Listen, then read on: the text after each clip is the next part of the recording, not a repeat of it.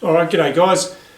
This quick video, coming out to the shed tonight. I've sort of hit a bit of a roadblock, but in this video just have a chat and go through some tools and a bit of mail time with stuff that's arrived recently. So thanks for watching.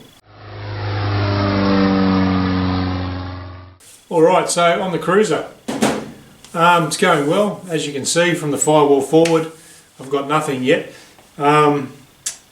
As far as the build went, I sort of thought I'd get to this position. The airframe's probably 90% built or assembled, with still quite a bit to go. The instructions are basically run out at this point, you know, the Lego block type instructions, and now you're on your own. There's a lot of decisions to make along the way. I wish I had made a few decisions earlier, but there's a lot of people that sort of talk you into it or out of it. But I sort of knew in my mind what I was going to do from the start. With the airframe, basically got the windows, the doors are done. I think I showed that in previous videos. The windows can go on, but that's waiting for paint. I don't want to put the windscreen on yet until I've completed the dashboard. The dashboard's obviously waiting for avionics, so I've got to make a lot of choices there. I could make the wing struts. I've thought about making those. Need a bit of space. That's where there's an interesting little point there. As far as space goes, I'm hoping to move to a hangar at some time in the future, get a bit more space. Yeah, you could build it in a shed, but it's a lot easier in a hangar. So I might pick up the whole project and move it out to a hangar, but watch this space on that one. I have got some notes down here, that's why I keep looking down, just to try and make it a bit more interesting. My plan is to finish the aircraft as well. I'll have the cowl installed, spats on, everything complete. I've seen some Zenith Cruzers fly around without the cowls on. That's not me. It's going to be finished. If I have to wait, I'll wait, but the aircraft will be finished and completed. I bought some tools along the way. I'll just run through those if you like. So I've had a few deliveries recently. I've also found that I tend to make the decision I need some crimps, I'll go and buy some crimps. That's the latest fad, if you like, that I've had going on. It's probably better off to take your time, write down what you need, do a bit of a shopping list, because especially in Australia, ordering a lot of stuff overseas, aircraft spruce, those sort of places, you get stung a lot with postage and a 2 or 3 week wait for delivery for parts. I guess I should touch on the situation I had with the engine cowl and the mount. So I'm waiting on, obviously I need an engine mount and a cowl. So I've made a decision on my engine. I knew that early on. I'll let you know what that is towards the end of the video. I knew that early on. However, I probably should have ordered the engine mount and the cowl. I wish I had with the kit. So I paid a heap of money for the 14-foot crate that came from Zenith. Took about 6 months to get here, or 6 months to the day I think it was, to get to Australia. And I should have had the engine mount and the cowl supplied from Zenith. I'll be honest, I felt a bit left out when I approached Zenith and asked for, hey, I want to order an engine mount and a cowl. We don't make those. You have to go to the, they outsource it to the company. So I've done that. Long story short, still about 6 weeks away, my engine mount and my cowl, as we sit here in August 2020. I'm still not 100% sure what I'm going to get is correct. I'm hoping it is. Engine mount wise, should be okay. Now the cowl, as you're all aware, looking at some photos up there, the cowl for the Cruzer, that sort of made me fall in love with the aeroplane at the start. It's got nice, it's got 3 cheeks, if you like, nice and curvy, beautiful. Everyone loves curves. So it's got a curve for the spinner, and then nice curves for the 2 intakes either side. However, I think with the engine that I've chosen, I'm just going to end up with a pretty squarish sort of Cessna looking engine cowl, which detracts a bit from the appearance of the Cruzer as I know it. So I'll do a bit of a video when I do the unpacking, I guess, when that arrives. So yeah, bit of advice there. If you're going to order the complete kit, get a complete kit. Tools, let's get on to some tools. I bought myself some crimpers recently. They're good ratchet crimpers. There are plenty of guys around that offer all this advice on their YouTube channels. They were just off Amazon, but the crimpers. As far as crimps go, these type of kits, you know, keep them for the boat and the trailer. The automotive ones, you can just tell that they're no good. So I've just sourced some from the local guys in Australia, packs of 100. They're better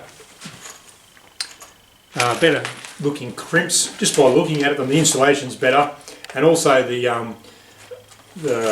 alloy, if you like, runs further up the wire, which will grip the wire or the outer case of the wire and also do its job properly. So spend a bit more money on buying crimps. It's a bit like I do a bit of fishing, and you tend to buy all this tackle and you only end up using one lure anyway. But I'm sort of falling into that trap now of just impulse buying and buying heaps of stuff. But I do plan to build more aeroplanes. So I've got some crimps. Here's a great little tip. So from my aero modelling days, this is a box of a tackle box full of heat shrink. You can get that from Hobby King, hobbyking.com, $4 Australian or $4.50. So for a whole box, might be $4.99. I'll pay you the difference. Whole box of heat shrink in about 1.5 inch sections, but just looking in there, some of the 16th stuff, there must be 100 little strips in each one of those. So if you're after heat shrink for $4.99 Australian, which is probably about $2 American, hobbyking.com. So I've got a bunch of those, got a couple of those kits, might give them to my mates. I also bought some Velcro straps, 250mm Velcro straps. I'm not sure what I'm going to use those for, but I grabbed them anyway. I like the Velcro, that's probably the aero modelling coming out in me. I've also recently picked up a riv nut gun, or riv nut set with the riv nuts.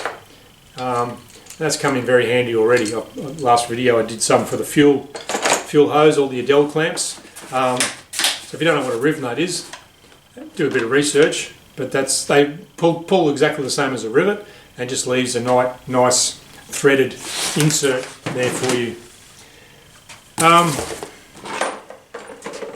I seem to have a growing supply of the brass fittings from NZ or Pertec. Pertec's pretty good. I still struggle with most of the threads on the fuel tank, I think, and the Zenith supplied parts. Let me think now. Pretty sure, correct me if I'm wrong, they're quarter MPT. They call them quarter MPT, but you can't measure it because nothing's actually 1/4 inch. 1/8 MPT. The home builder helps, sort of explains all that. But when it comes time to ordering, I have to go back and remember what's what, who's who in the zoo.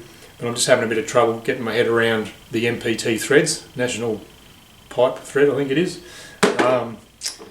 But ordered a bunch of those, or got those locally from the shop. I am trying to source a lot of stuff locally to save on shipping. Aircraft spruce, I lashed out and I bought myself a cable tensiometer, so that wasn't that cheap. However, I've got it now and I can obviously tension my cables in the back of the aircraft, so that's probably a worthwhile buy. Some of those things though, you're going to use them once. Well, the cable tensions I probably do my own maintenance schedule, check the cables at least every 100 hours, if not every 25 hourly service. Speaking of cables, good segue, I bought this, which is the cable crimper. If you can see that up close. So the cable goes through with the Nico press or Nico press jobby.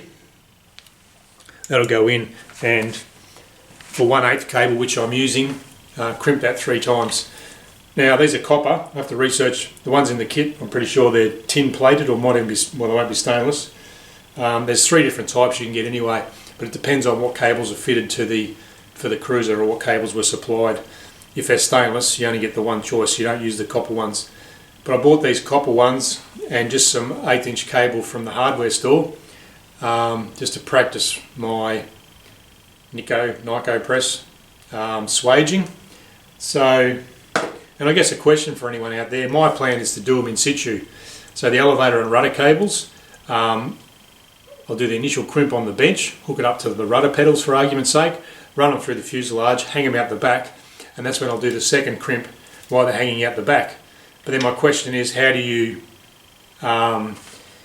stress test those, or get someone to tell me that they're not going to break?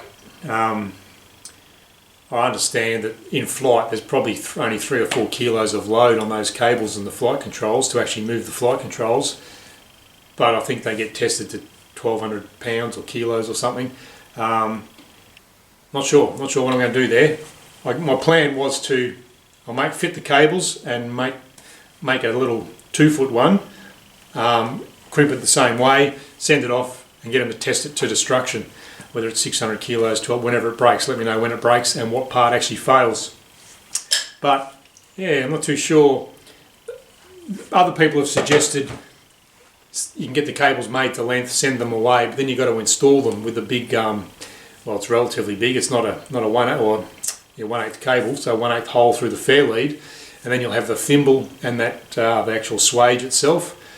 So you'd have to cut a big hole, or the formers are already installed with fair leads, and I know you can slot one side or slot both sides and sort of end up, feed the cable through and then slot them in.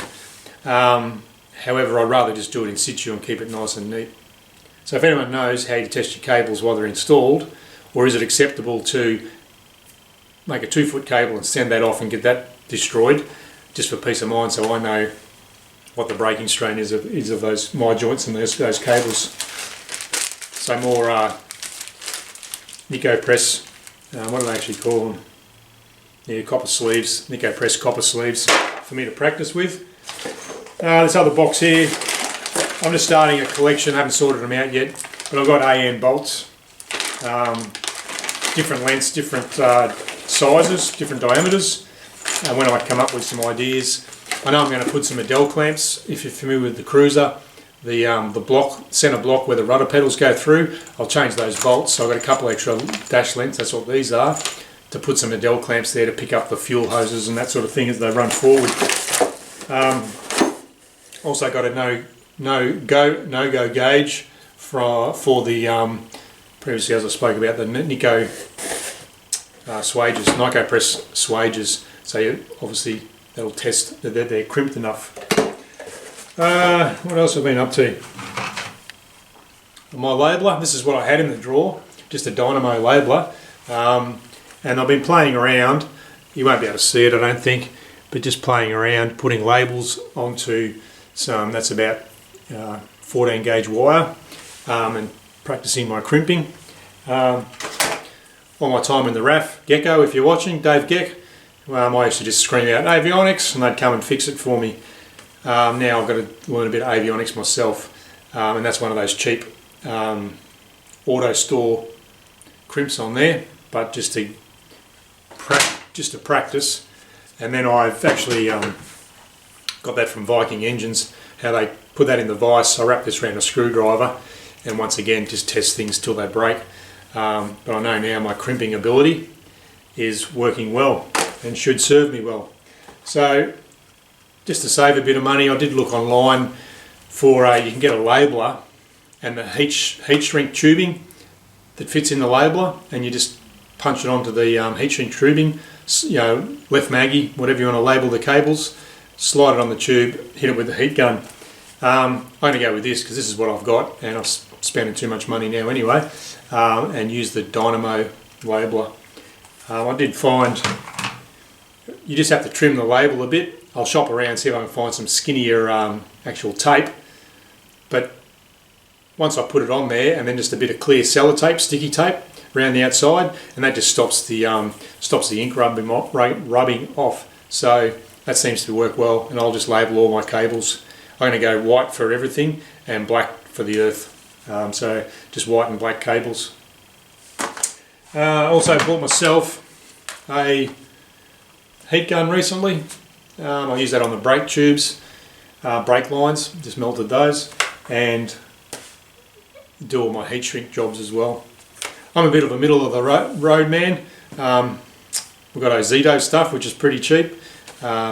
what's this, Makita Ryobi. I'm a Makita Ryobi sort of guy, as opposed to you'd probably spend $300-400 on a heat gun if you really wanted to.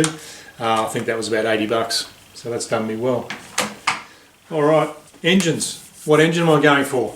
I currently own and operate a Jabiru, so it's probably no surprise I'm going to put a Jabiru 3300 6-cylinder, air-cooled, direct drive, dual magnetos.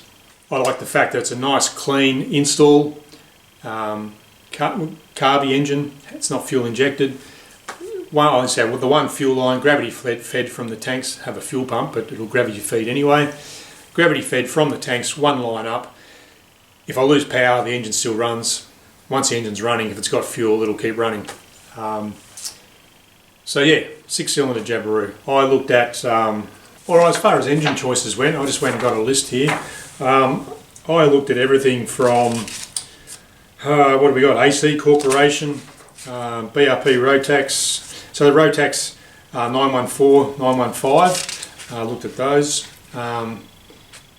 For me, price comes into it, I guess. Not trying to sound cheap, but in Australia, Rotax is double the price, literally double the price of a Jabiru engine. D Motor, I think they're from Belgium. Franklin Aerospace, Jabiru obviously.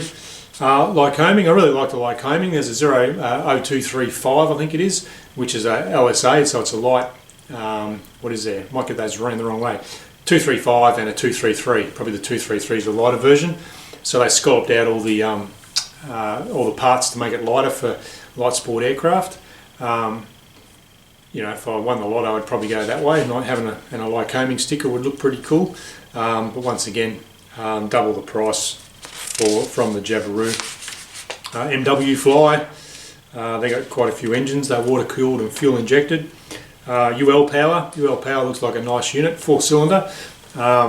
But once again, fuel injected with a FADEC, so full automated digital engine control. I'm not knocking any of these engines, but they're just a lot more complicated. Aero Momentum, they're on the lower end of the spectrum. I think they're a Suzuki engine, so an auto conversion. And last one, obviously Viking. So Viking engines, if you aren't aware, they're an auto conversion engine as well. So with the auto conversions, and I know I don't want to get into a war there, but they have a reduction gearbox, water cooled, dual batteries. So I've chosen to go with Jabiru, and hopefully I'll get an engine soon and an engine mount. Alright guys, hope you got something out of that. Just wanted to sort of, come out here and make a video. Like I said, I've hit a bit of a wall as far as construction goes. I honestly don't know what to do next. I think tonight I'm just going to make a little jack for my headsets to plug into. I'm going to have a go at, I'll make one out of plywood and then mould it out of fiberglass, just whatever I got in the cupboard. So I'll film that on the next video. Hope people enjoy watching along. But like I said, now that the construction's finished, I really need to start thinking about systems. I'd love to have my engine mount. That'll help me a lot, but that'll come in the near future. But if you've got any questions, shoot them through below and enjoy your building. Thanks.